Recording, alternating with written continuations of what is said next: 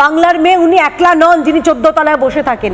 আমাদের এই রাজ্যের হাঁসখালিও বাংলার মেয়ে, সন্দেশখালীর মেয়েগুলো বাংলার মেয়ে ছিল। কিন্তু আমরা পার্ক স্ট্রিট থেকে শুরু করে সন্দেশখালী, কোথাও শুনছি ছোট ঘটনা, কোথাও শুনেছি সাজানো ঘটনা, আবার কোথাও শুনেছি টার্গেট করা হচ্ছে তার প্রিয় চোখের মণি, নয়নের মণি ভাই শাহজাহান। আসলে বিষয়টা হচ্ছে, কষ্ট লাগে কোথায় জানেন তো অনির্বাণ, যে এই ঘটনাতেও যখন আমরা ওরা হয়ে যায়, যখন হয়ে যায় এই যে আমাদের যে মেয়েটি অপরাজিতা যাকে বলছেন, তার সঙ্গে তাকে সব রকমের আশ্বাস দেওয়া হয়েছে দলের তরফ থেকে। আজকে ইতিমধ্যেই আমাদের রাজ্য সভাপতির নেতৃত্বে তার নির্দেশে আমাদের এক প্রতিনিধি দল গেছেন, অগ্নিমিত্রাদি গেছেন, এখানে অন্যান্যরা সব বিধায়করাও গেছেন, আমাদের মহিলা মোর্চারাও গেছেন। কিন্তু বিষয়টা হচ্ছে, এই রাজ্যের মহিলা কমিশন কোথায় অনির্বাণ? তারা কি এখনো নিদ্রা দিচ্ছেন?